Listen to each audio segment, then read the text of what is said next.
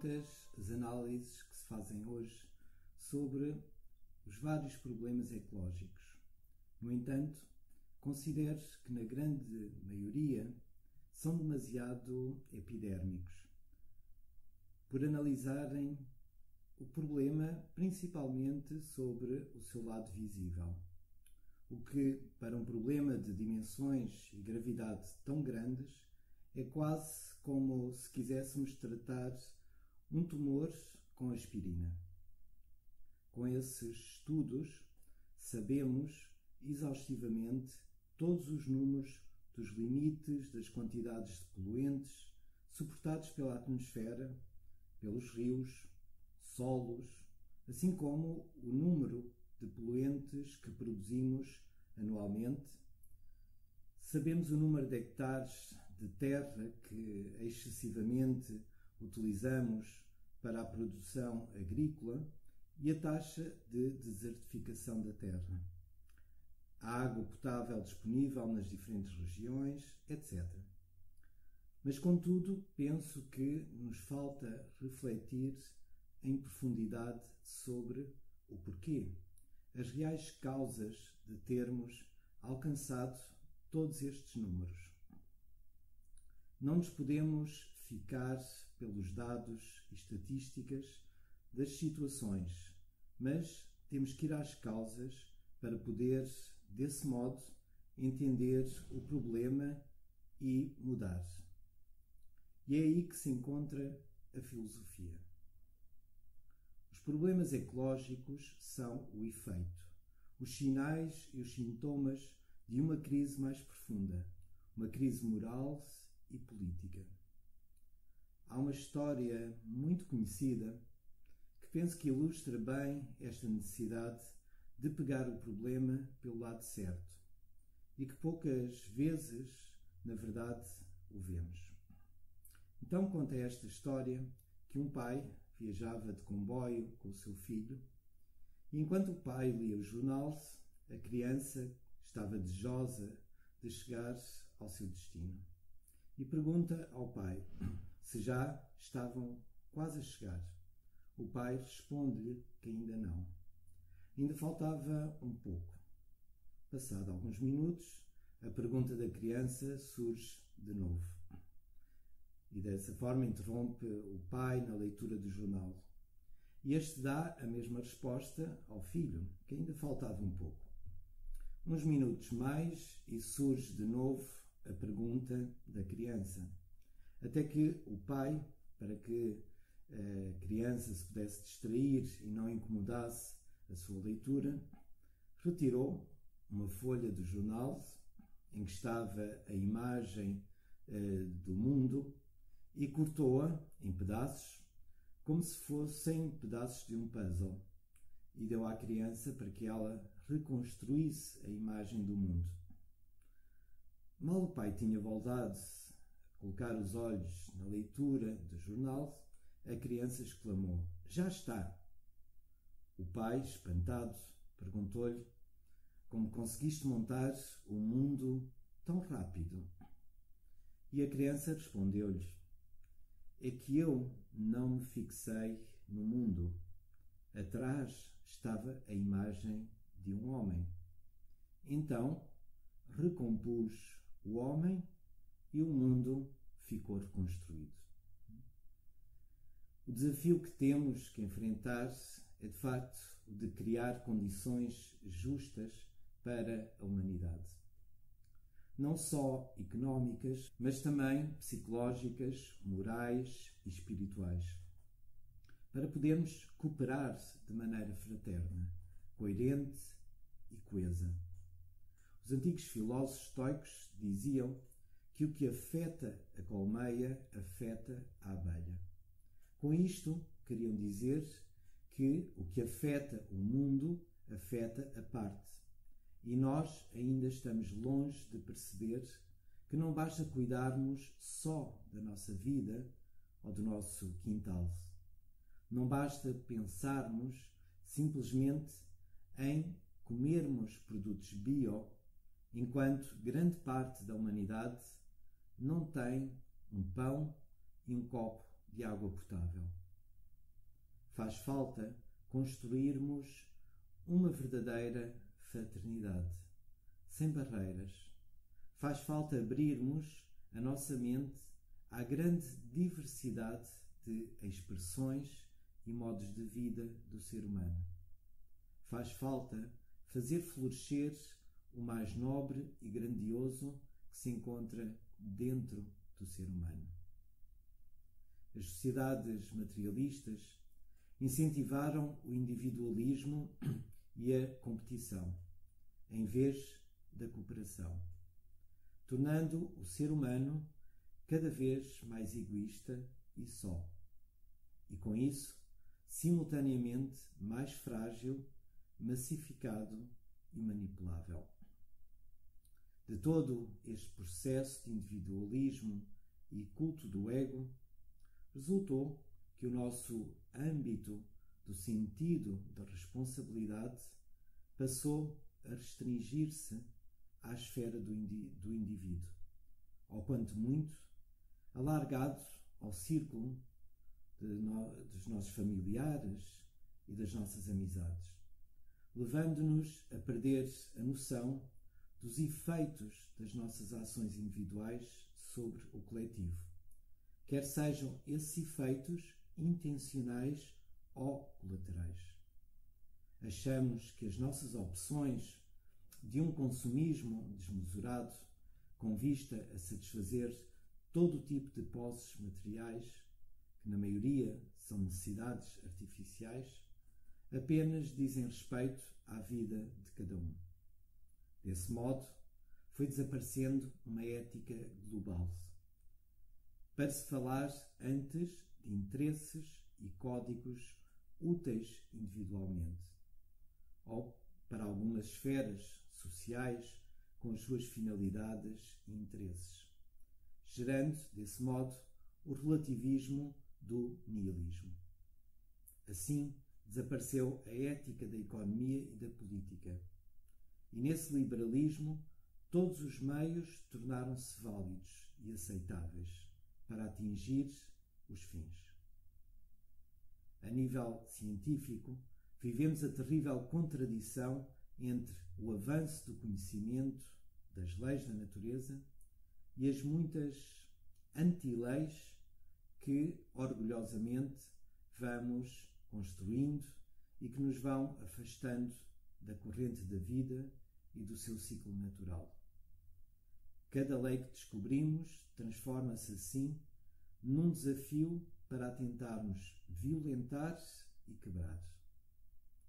A tecnologia, que foi o sonho de libertar o ser humano para poder desenvolver a sua humanidade, acabou por converter-se no seu deslumbre e cegueira, tornando-se assim seu escravo e convertendo-nos também em contaminadores do nosso planeta através dos muitos excrementos gerados pela produção desenfreada de maquinaria que não tem qualquer durabilidade, para que assim possamos consumir mais e mais rapidamente.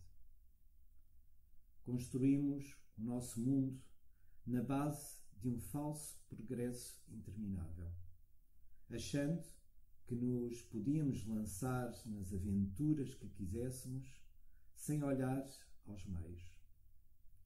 Ainda hoje, mesmo quando podemos ver os resultados que isso nos está a trazer, achamos que podemos continuar pelo mesmo caminho, bastando para isso apenas desenvolver uma tecnologia mais sofisticada e assim resolvermos todas as situações críticas.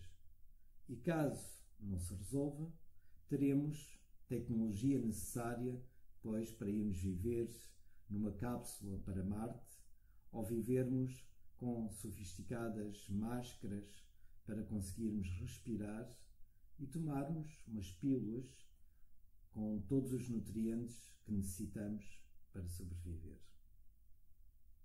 O argumento que habitualmente se invoca para justificar a desenfreada produção tecnológica e alimentar, que vai deixando uma pegada destruidora na natureza, é que ela é necessária para se conseguir manter a qualidade de vida da população mundial. Mas este é, na verdade, um argumento dialético e para criar desculpas em algumas consciências mais ingênuas. Pois a verdade é que apenas 30% da população mundial usufrui dessa mesma superprodução, sendo a prosperidade apenas, e na verdade, para alguns, já que mais de 2 milhões de pessoas vivem com menos de $2 diários. A sobrecarga da produção alimentar está a esgotar a terra e contaminá-la, assim como a desrespeitar por completo a vida animal, e que não é para combater a fome, pois, segundo os dados da FAO, o Departamento das Nações Unidas para a Alimentação e Agricultura, anualmente 1.300 milhões de toneladas de alimentos são desperdiçados, ou seja, 1/3 da produção anual de alimentos no mundo, valor este que seria suficiente para alimentar 3 mil milhões de pessoas, sendo que só os países industrializados desperdiçam 670 milhões de toneladas de alimentos, isto num ano, o que é um valor equivalente à produção anual em toda a África subsaariana. Se juntarmos a estes valores o excesso de consumo de alimentos nos países desenvolvidos e que está a gerar uma crescente obesidade, temos valores que nos fazem crer que talvez necessitássemos de produzir apenas metade daquilo que é a produção mundial de alimentos. O liberalismo e a promoção do bem-estar foi uma bolha de ar manipuladora da ingênua avidez do ser humano, com a expectativa de uma certa esperança em algo de melhor. Mas essa bolha de ar encontra-se perto de arrebentar e desfazer muitas dessas ilusões. Esta ideologia deu muito jeito ao consumismo e aos interesses económicos, confundindo-se assim o conceito de qualidade de vida, pois a qualidade de vida não reside naquilo que se possui, mas sim no que somos, cada um de nós, e como nos relacionamos com os outros. Como gerimos e vivemos com aquilo que temos e como nos relacionamos com a vida no geral. Apesar de tudo isto parecer lógico numa grande maioria das pessoas, todos continuamos a viver no mesmo esquema mental, que é de que quanto mais se tem, maior o grau de felicidade. Desse modo, o marketing nos prende à dependência económica do nosso estilo de vida, sugando a nossa energia para produzirmos mais, para assim podermos gastar mais. A filosofia sempre nos ensinou que se pode ser feliz com pouco dinheiro, sem que isso signifique uma apologia da pobreza. Pois talvez que a maior pobreza dos nossos tempos seja fazer as pessoas sentirem-se sem valor só porque não têm dinheiro ou estão sem emprego.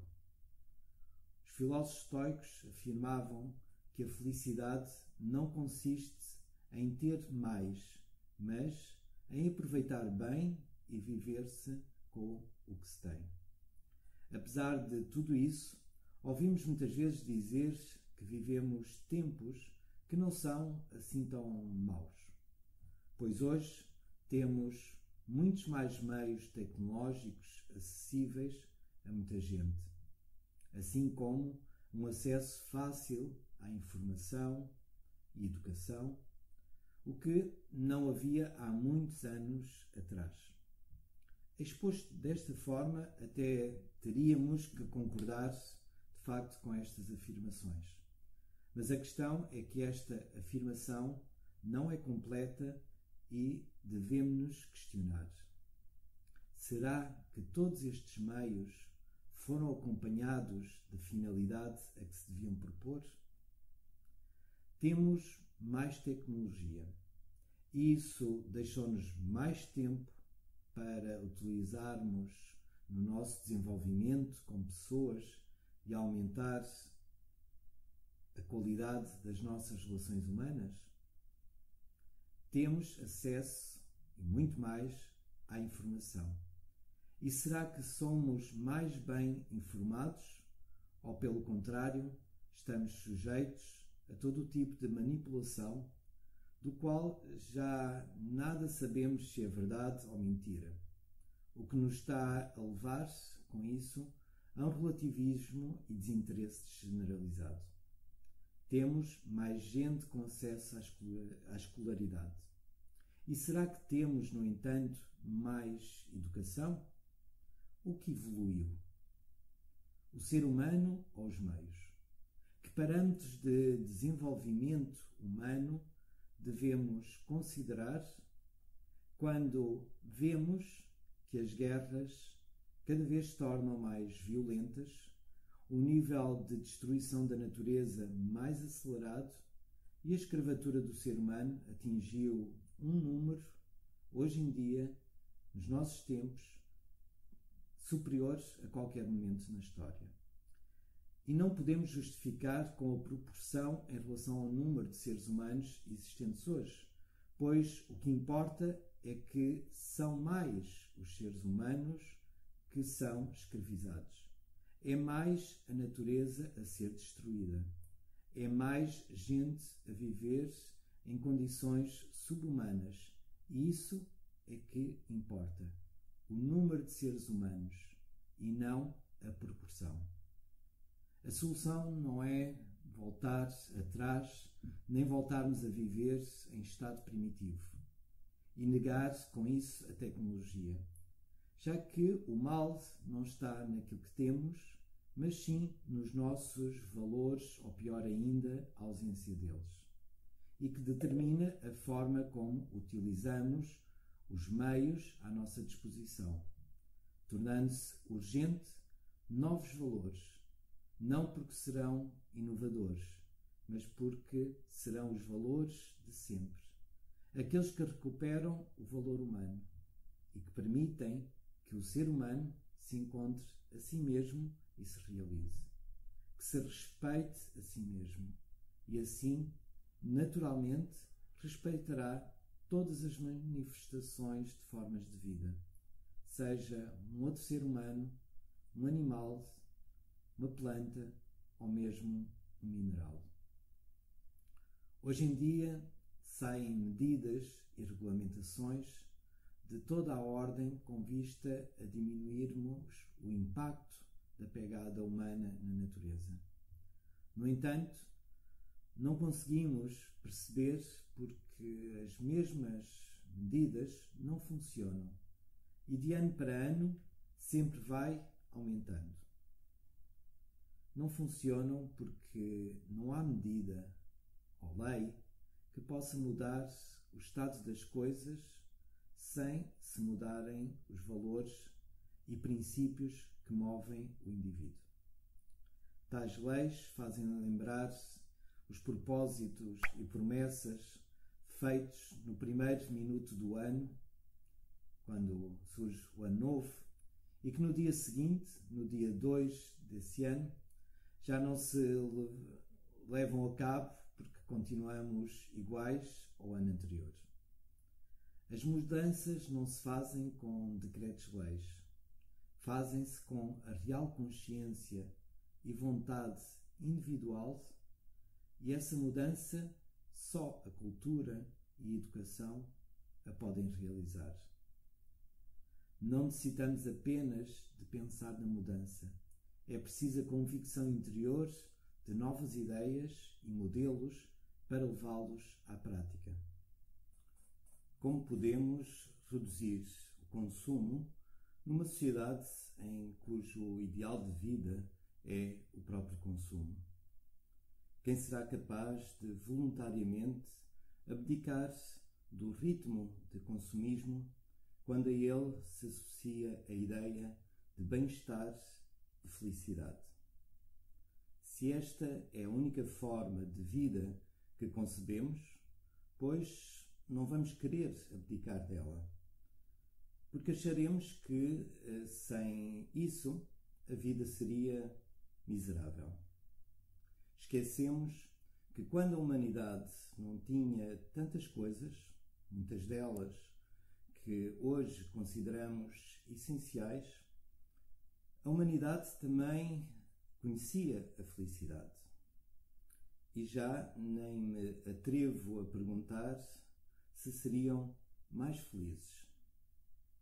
Se queremos que o ser humano mude a sua atitude e paradigmas, não basta dizer que há que voltar as costas ao que se conhece, mas sim que possa reconhecer outros elementos onde pode encontrar a felicidade e, com isso, mudar o seu ideal de vida e, naturalmente, também o rumo da própria história. Na medida em que podemos ser mais nós próprios, mais autênticos, o potencial de uma felicidade autossustentável aumenta e, desse modo, surge naturalmente uma menor necessidade de procurarmos ter mais e mais coisas. A partir desse modo de vida, então poderemos tomar atitudes mais justas e mais globais. A falta de nos conhecermos e a excessiva dependência dos meios deixou-nos mais vulneráveis e criou-nos um síndrome de medo que nos paralisa e nos impede a mudança. A confusão entre a constatação do estado de contaminação e aquilo que necessitamos de fazer é tal que somos capazes de nos manifestar por uma espécie animal ou vegetal em extinção ou destruição numa área florestal. O que de si não está errado, mas ficarmos insensíveis à extinção da dignidade da vida de seres humanos que vivem muitas vezes ao nosso lado, ou à degradação da vida de tantos outros seres humanos. Temos que reivindicar também uma ecologia humana, já que os desequilíbrios são humanos e os restantes desses desequilíbrios são o resultado do desequilíbrio humano. Uma ecologia humana de valores, de dignidade de vida, sem a contaminação da mentira, da confusão da amoralidade, da escravatura do consumismo, da apatia de pseudo-pacifismo. Não basta sermos verdes, é necessário sermos humanos, inegoístas e cooperantes. Por norma, a abordagem dos problemas ecológicos centram-se na ameaça à sobrevivência do ser humano. Esta é uma visão e um caminho egoísta e antropocêntrico, que provavelmente gerará mais erros do que soluções. Ele é o reflexo do nosso egoísmo, em que cuidamos do outro na medida em que ele nos pode ser útil. A natureza merece o nosso respeito porque é vida e não porque nos é útil. Só quando desenvolvermos o respeito sem o calculismo de interesses, encontraremos um caminho sólido e de futuro. Para respeitar e amar, necessitamos de conhecer a natureza, de restabelecer contacto com ela. Há quanto tempo tocámos pela última vez a terra? Quando foi a última vez que observámos e cheirámos uma flor? Que acariciámos um animal? Como podemos amar aquela que é a nossa desconhecida natureza?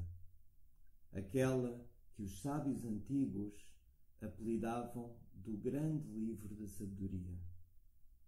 Quando descobrirmos que em cada um de nós há algo de pedra, de planta, de animal e, naturalmente, de humano, então abriremos as portas do mistério à famosa frase de Delfos: conhece-te a ti mesmo e conhecerás o universo e as suas leis. Aí nos reconheceremos como páginas desse livro de sabedoria e aprenderemos a amar todo o livro, toda a natureza. Quero, por último, referir alguns dos contributos que penso que a filosofia nos pode dar para resgatarmos a natureza e o seu equilíbrio. Em primeiro lugar, o maior conhecimento de nós próprios, pois este conhecimento de nós próprios desenvolve uma sensibilidade e respeito para com o outro, seja ele o humano, animal, vegetal ou mineral. Assim como, igualmente, sabermos aceitar a natureza de cada ser. A filosofia permite-nos uma maior compreensão de como o mundo é uno e como tudo está interligado, levando-nos, assim, a uma atitude proativa de trabalhar para essa união num verdadeiro espírito de religiosidade natural, isto é, de um querer religar, unir e não de fragmentar. A filosofia inspira os valores, que são geradores do desenvolvimento do melhor que existe em nós. E com eles, naturalmente, se constrói um mundo melhor à nossa volta.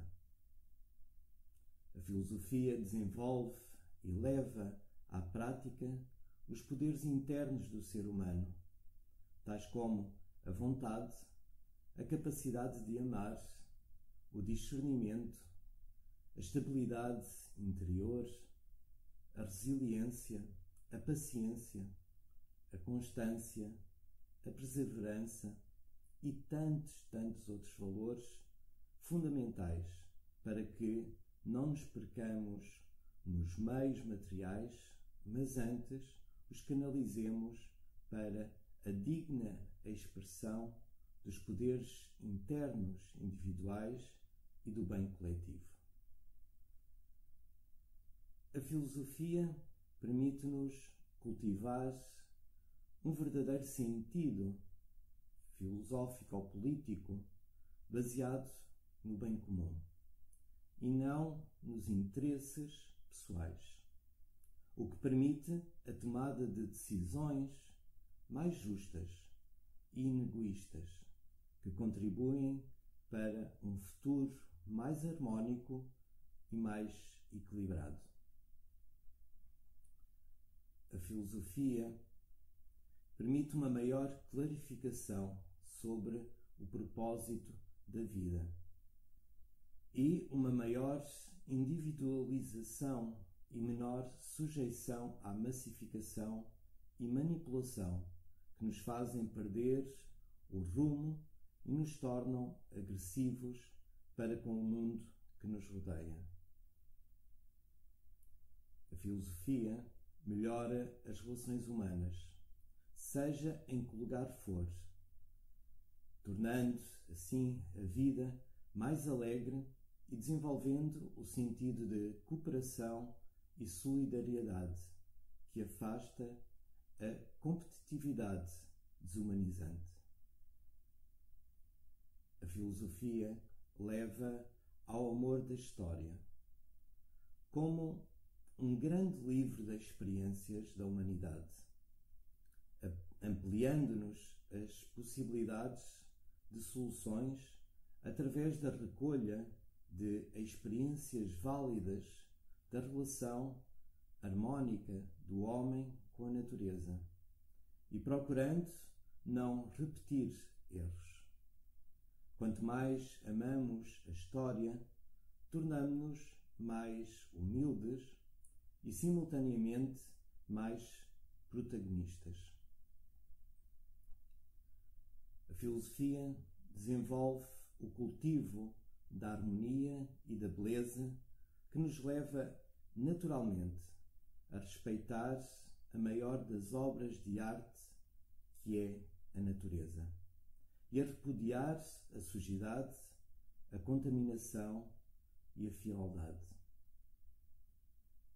A filosofia leva a compreender que toda a natureza é sustentada por uma lei que a conduz harmonicamente, à qual os orientais chamavam de Dharma, e que todas as agressões que a colocam em perigo geram reações, denominada essa lei no Oriente por karma, de modo a restabelecerem o seu natural estado harmónico, levando-nos assim a querer cooperar na manutenção dessa estabilidade e saúde planetária, evitando, desse modo, desgaste, dor e sofrimento.